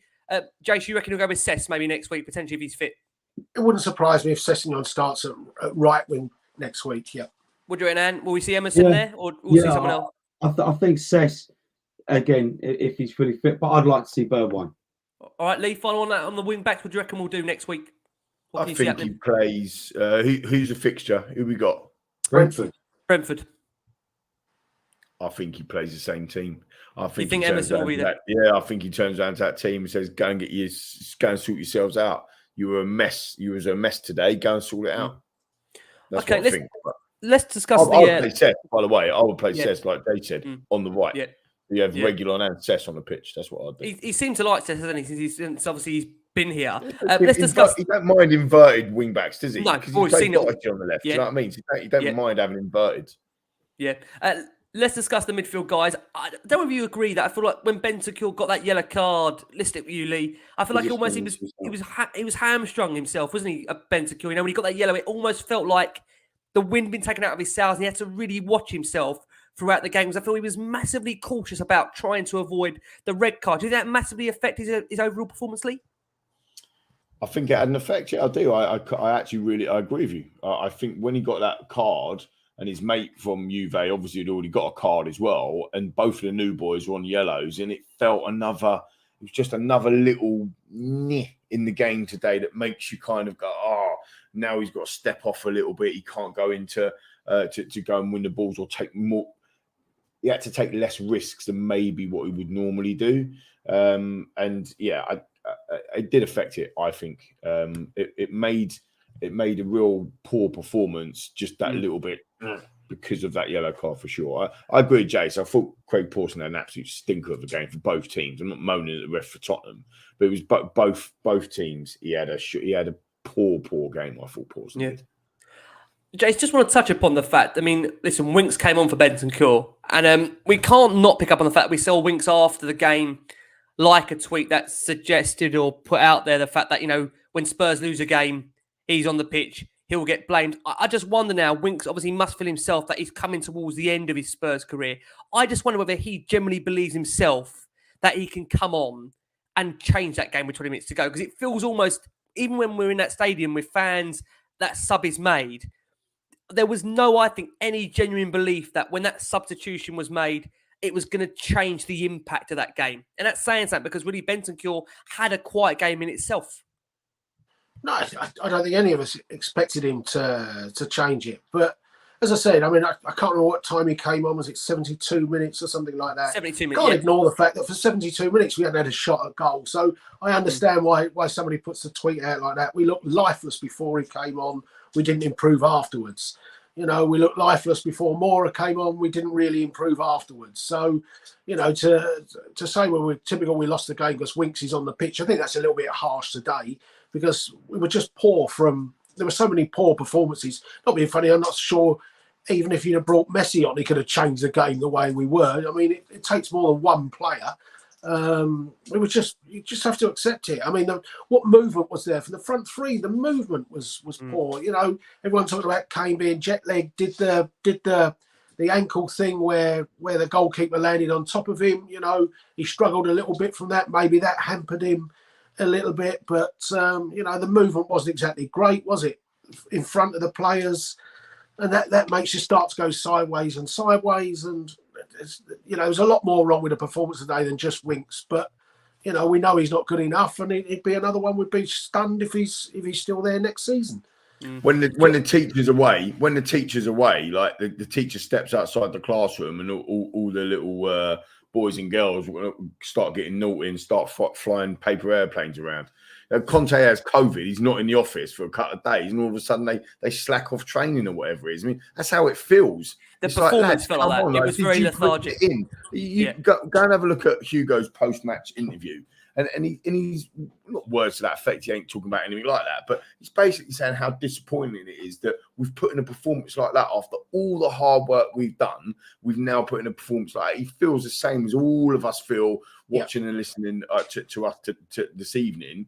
And it's just a real shame. We've got to go and I just wrote it down. I was going to finish the show with it. But look, if it was easy, we wouldn't be Spurs. Like, that is the reality. We have to do it the hard way. We have to go to Anfield now probably and get a point, which we didn't need to do before today's result. You know what I mean? It's like... Well, I was saying during the week, how nice would it have been to go to that London derby with Arsenal, with us being, Beautiful. you know... 6 points in front. 5 or... Exactly. That would have been lovely, Beautiful. but it's just not Spurs, is it? It's not the way we do things, lads. No. Viewers. It's not, is it? We might still be there. Well, I must say that Arsenal have still obviously got to play twice before we get next play. But let's be honest, they've just lost 3 on a row. So who's their next game? They got Chelsea. Chelsea and Man United. Yeah, Honestly, Chelsea midweek. Yeah. If Chelsea roll over for them, that is an absolute disgrace. They look like an elite football team when I watched them against Real Madrid the other day. Anyone watched that game? They were immense. If they Look do what they did at Southampton. That's what I mean. They play like that against Arsenal. They're getting properly turned over. Don't even worry about that. Yeah. I just want to pick up on one thing on the other midfielder, Højbjerg today. Again, I know he was probably the better out of the two with Bentancur, but I must say that, you know, he actually looked really frustrated and angry on a couple of occasions, where he was looking at other players not really doing their job and thinking, almost like the fans, where he could see the levels around him just were dropping off. And I know Højbjerg wasn't at his best today, but out of the two was probably better on the day. Is that, again, that midfield area for you something we need to address in the summer? Would an Ericsson suit us, that playmaker? Yeah, we need someone to unlock them passes that we've spoken about numerous times, this evening. Højbjerg was just one of the players that was happened to be playing and was very average today.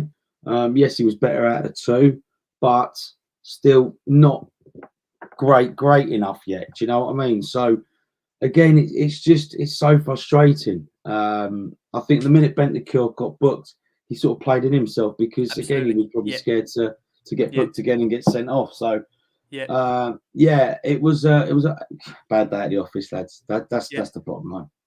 Right, guys, we're just going to just quickly touch up on the forwards and then we will put you out your misery. But thank you so much for all the incredible support. We've got nearly, 500, 600 plus of you watching us live on a Saturday night where Spurs have lost 1-0. So, listen, really appreciate all your love, all your support. Let's turn our attentions to Dejan Kulusevski. It was a very, very ominous, quiet display from Decky. Probably is quieter since he's been at the club, to be fair. I think we would say, I wonder how much that early incident maybe affected him. I'm thinking he should have gone for that. Again, I wonder if that plays into the player's head. Really quiet day for him, Jay. Strangely, bearing in mind how influential he's been so far since his arrival. Yeah, it summed up everyone, didn't he? We're kind of saying the same thing about every single player. We're going to say the same about Son, and we're going to say the same about Kane. Well, you know what? We're going to say the same about the bus driver, the same about the doctor, and the same about the policeman on the door and the stewards. I will ask you something different then. Was you surprised the first sub when it's Lucas? It's 64 minutes. Lucas comes on first before Bergwijn. Does that surprise you anymore or not? Is that just Conte's preferred order now in terms of subs? Because this isn't a one-off. This has been a regular occurrence where Conte has preferred Lucas coming on first to Bergwijn. Does that surprise you? Yeah, a little bit surprising because Bergwijn has had a couple of decent spells with Holland, and he did turn that game against Leicester. Let's be honest, and he did come on against Newcastle and score. Although Mora made that goal, but yeah, I would have probably gone for Bergwijn first rather than and maybe he could have played Bergwijn as the striker and dropped Kane into midfield, and given us the extra body into midfield like that, but he didn't. And like I said, I thought Mora, for those first few minutes he came on, looked like he would bring a little bit more thrust into the display. And he skimmed. The only time we got beyond Cucurella was when Mora got beyond him. So, he had a miniature impact, but it wasn't enough. And we also know with Lucas, so often it's the first touch or the blind alley syndrome, don't we?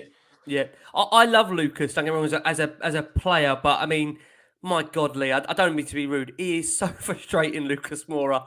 I just, when he gets the ball, the amount of time today he got it when he came on for Kulu, lost the ball. I just thought, was it really worth bringing him on? I mean, I don't mean to be rude, but it's just incredibly frustrating, especially when you look at the way that game is panning out, where you want players that are going to come and make a difference. I know Lucas has done that in the past, and listen, again, just incredibly frustrating, isn't it? A player comes on.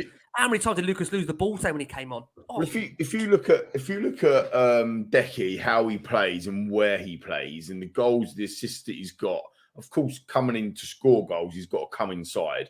But for the majority of the time, what he does, even as a left foot on the right hand side, is he stay out wide and he do something that he doesn't drop a shoulder and beat somebody, but he does beat them. Like, it's really weird. Like, he's got the ability to do it, but he doesn't look like he's gonna do it. You don't get off your chair, do you? And think, an Aaron Lennon or whatever. It's not Lennon. That's definitely not. 100% not. Whereas when Lucas comes on, he immediately wants to go into the middle. Like, that is literally his go-to. If you think about it, he scored 2 wonderful goals against Manchester United, Old Trafford, down the middle. He scored obviously that hat-trick in Ajax, down the middle. He scored a hat-trick against Huddersfield, down the middle. Like, so the goals I remember him scoring, I think he scored a header, didn't he? He let like a salmon against Man City from a corner or whatever when he first come on.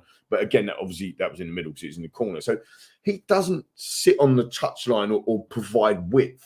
So when you're bringing him on, you're not bringing him on to do the job that Decky's doing, essentially. You're bringing him to do something different. So what ended up happening is he just comes in and goes down a blind alley, which is what Jay says. And it's so frustrating because he also at speed is not running. I'm talking about his speed of foot, like how quick he can move his feet. He is very, very good at doing that's the worst thing. You got the hope, haven't you? You got the hope he might do something. You know he can do it. You know he can go bang, bang and put it in the back of the net. And his finishing is actually superb.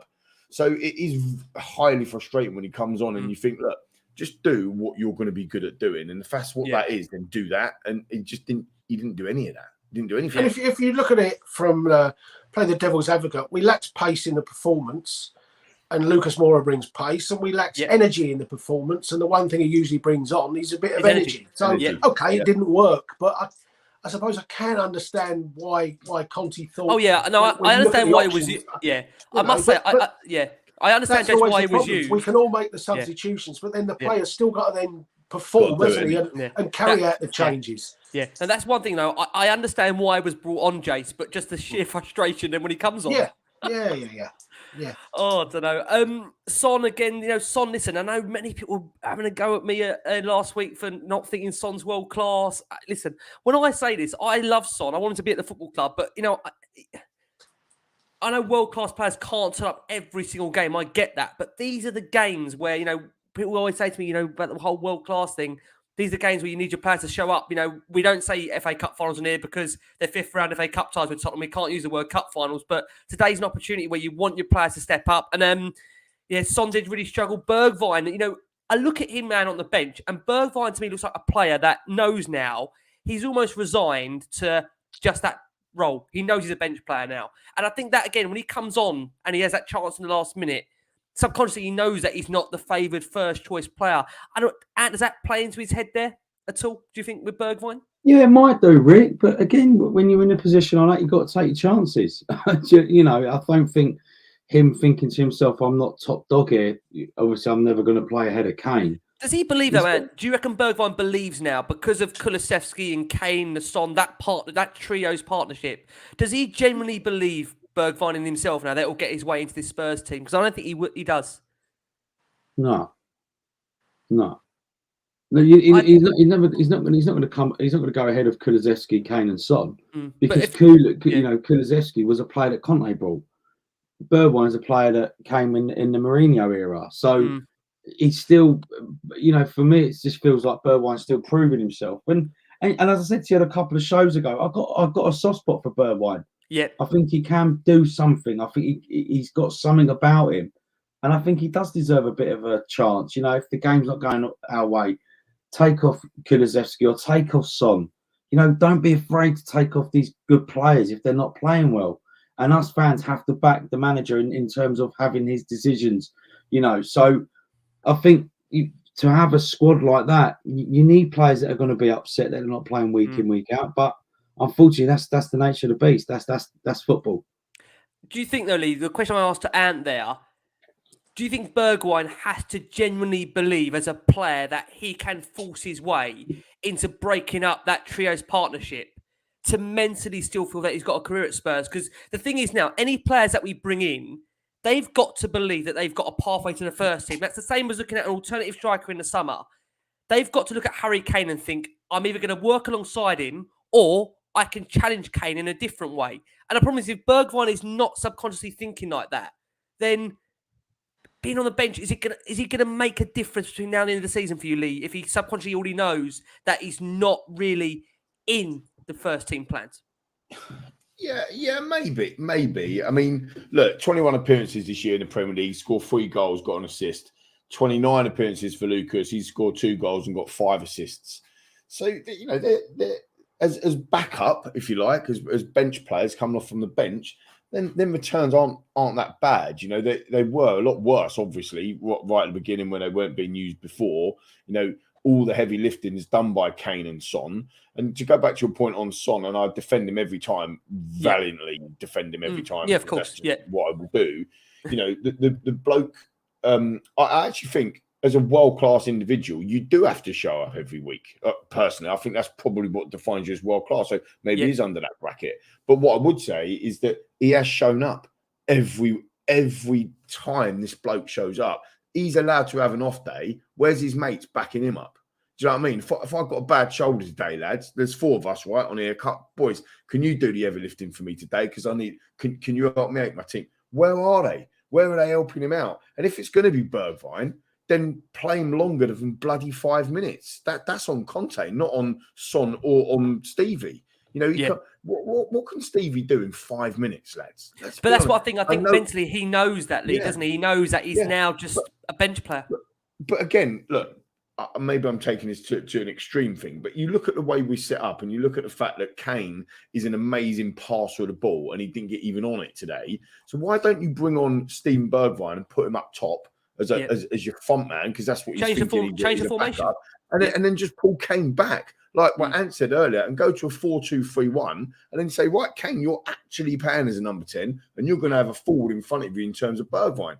That might have made a difference, mightn't it? It might have been saying, then all of a sudden you've got Kane, Son, Bergie, and Decky on the pitch at the same time. Do you know what I mean? So you could have done something like that, but he didn't. And he's who am I to question Conte? He's an amazing manager. We're so lucky to have him. I'm so happy that he's our manager. But I just think that, again, going back to what we said the whole show, one of them days, like the whole team had a shocker. The whole team, the staff, the team doctors, everything that Jay said earlier, I agree with. We just had a shocker. Just had a mare, mate. Finally, guys, Harry Kane.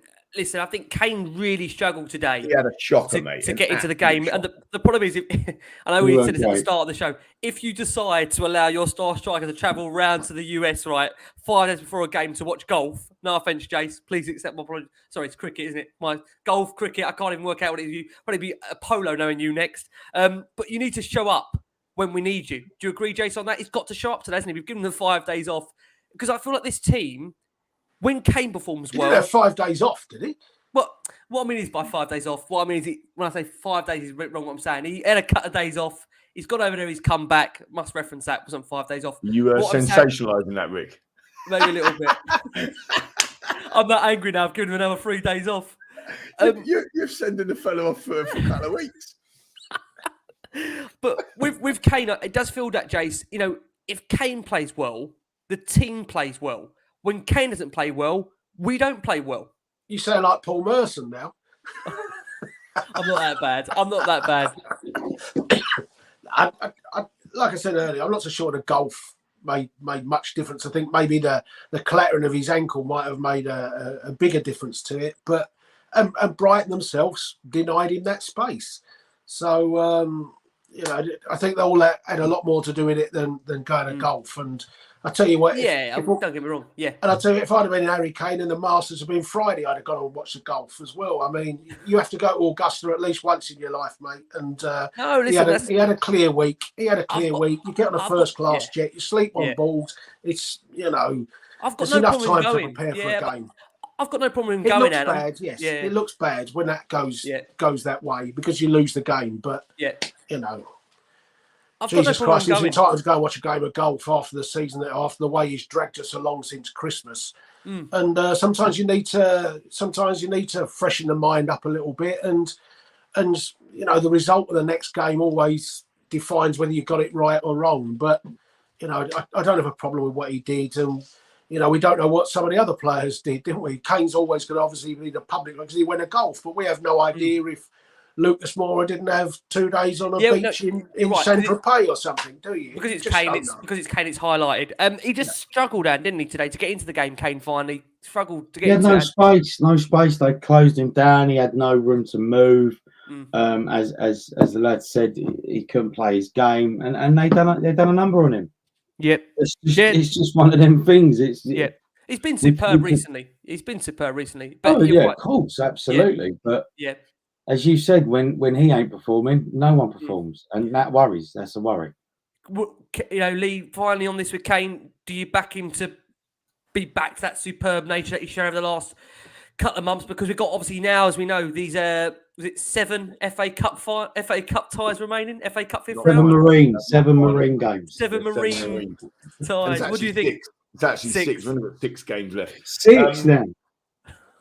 Yeah, of course I do. Like 100%. Look, I've been saying it all show. I'm really sorry, listeners and viewers. You can we need it. The same thing, but it's a bad day. He will be back. Yeah. The thing that actually took me more by surprise is that we scored previous to today, scored 12 goals, and he ain't even scored one of them. That's mad. That's a bigger stat. Thinking, wow, he needs to go on the score sheet. So he's due. Don't even worry about that. I think both Jason and I earlier in the season, I think he had 2 Premier League goals. And both Jason and I predicted that he'd get at least 15 in the league. And he's on 12. So he needs to hurry up a little bit so we don't look like we've got egg on our face. But I think he will. And I think he's due a big one. And it will come. He scores big goals, don't he? That's the key thing. And that's also the thing about Son as well. He scores big goals. Like, you can bet your bottom dollar that the boys go and score against the Gooners. You know, we might need to get out of jail free card against Brentford as well. I think that's going to be a tough game. I think they play mega well up at Liverpool, and it'll be one of them that we were unlucky type scenarios. But there's some of the comments there about the Leicester game. But that Leicester game now is sandwiched in between their UEFA checker trade trophy thing. Yeah, but it's something. Yeah, you're right. They're going for, isn't it? And you know, to be fair, they ain't getting in Europe via the league this season. So you know, they're really going to push for that. So they're not going to be as fully mindset on beating Tottenham in the league than they are in their checker trade European trophy thing. So Kane always turns up against Leicester as well. So he'd definitely score another 5, in my opinion. Okay, final question, boys. I know it's a Saturday night. Appreciate all your time. It's been a really good show. And listen, well on 500, 600 people listen and watching us live. So thank you so much for all your incredible support. We do know there's obviously a bit of a strange nature of these fixtures now to come, where Arsenal are going to play twice before Tottenham next play. So this top 4 race could look very, very different come, obviously, when Spurs play Brentford next week. Obviously, we're recording on the back of Arsenal losing, United winning, and they've obviously got a huge midweek games prior to playing each other. Jace, does this change your mind on the top 4? Can Spurs still finish in that top 4 for you? Will they finish in that top 4 to close the show? Yes. Okay. And What do you reckon? Does your mindset change about top 4 after today's result? No. I think we're still. It's ours to lose. I think we're in a very strong position. You urged it during the weekend. You said caution. Keep calm. Always, Rick. Always caution with Spurs, Can't be mate. getting Please carried don't away. get you ahead of yourselves. Yeah. Don't get ahead of Yeah. ourselves. Lee, closing it with you.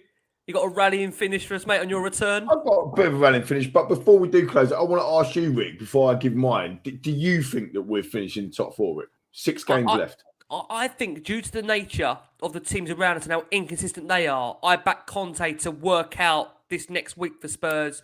He's back with the players training-wise, coaching-wise, and I do agree that I think having him actually involved in the sessions, to me, is a big thing, as we've seen this week. So I think we will recover, because we've had these blips before under him, and we have recovered. And we've got the players there. He's got a week of training now ahead of him. Refresh our minds for Brentford. We've got to be ready. Ericsson will be coming to put a performance on, because he's going to want to show he's still got it. And we've got a big game next week, of course, massive game next week. So in conclusion, I think we can still do it. I think we can do it. What do you reckon? It's a full house for me as well, mate, to be fair. I think we can do it as well. I think the form that we're on, I know today was fair play to Brighton, bad day at office for us. They staffed us, they've done well tactically. But I do think we on paper, which isn't played on paper, we've got an easier running. I think that this will be the kick at the butt that we needed, if we needed one. But now we do need one. We've scored more goals than anyone else. We've got more points than anyone else. Our points per game ratio is massive. I think Conte is going to get into him this week as well. And I think at the end of the day, we're going to have enough. I think that if Arsenal had won all their games, like up until this point, for example, and then they're going into their busy week, I'd have been worried. But they now have to, they literally need to win 6 games to get in the top 4, in my opinion. That's a massive arse when they're playing Chelsea, West Ham, and Man United. On the back of 3 subsequent defeats, and without Partey, and without Tierney. Yeah. And us, they got to play that. That is a massive arse. Tottenham, I think we have to win. I think 72 points definitely gets you top 4, and it might even be 70. So if you do the quick math on that, we're on 57 after today. We need to get 15 points. So that's 5 wins out of 6. I think we can do it. 70, it might have to be 70 points. I think we drop points at Brentford, we drop points at Liverpool, and we win our other games, and then we're in the top 4. There you go. A rallying finish from Lee. Guys, listen, thank you so much for all the love. We went original tonight. The wonderful Antony Costa coming back on very late. Ant, thank you so much. I think we need to take Ant's, and heed what he says. Game by game. Calm. Relax. We've still got it in our control. Don't get carried away. Must keep calm. Long way to go, Ant. Absolutely, boys. Absolutely. Love being on the show. It's been top. Wonderful comments. Thank you so much on a Saturday night as well. Thank you so much, Jace. Thank you as always. You'll be going to watch is it the cricket or golf now, Jace? Can't keep up with you. It might be water polo or tiddlywinks or something, but anything better than talking about a defeat, mate. Thank you so much as always, Jace. And I might even listen to a Blue album. It's that bad. He can't help himself, can he? He can't help himself. Has to get it, doesn't he? He has to get right in there, doesn't he? We must say, we're looking forward to seeing Ant back on tour. Listen, hopefully, and we have to move the date. We're looking forward to it, mate. I'm sure. When's that Bangkok date? Not yet. It's coming. It's coming, Jace. It's coming. Don't worry. You'll know, Jace. You'll know. And also, I must say, to close it, Lee, lovely to have you back on, mate. I think, again, despite me having to go through 30, 40 questions of it all being your fault, definitely not your fault, mate. It's just Spurs being Spurs. I'm getting pelters on Twitter now, mate. I'm loving it. I'm happy for it to be my fault. I tell you what, if it's my fault this week, when we go and absolutely mash freaking the Gooners in a couple of weeks' time, hopefully that'll be my fault as well, yeah? Love it, guys. Listen, thank you so much for the love. Thank you so much for the support. We're back with you during the week to look ahead to Brentford to come. God, we need a reaction from Jace, from Lee, from Ant, from myself. Guys, keep safe, keep well. As Ant says, keep calm. And as always, come on, you Spurs.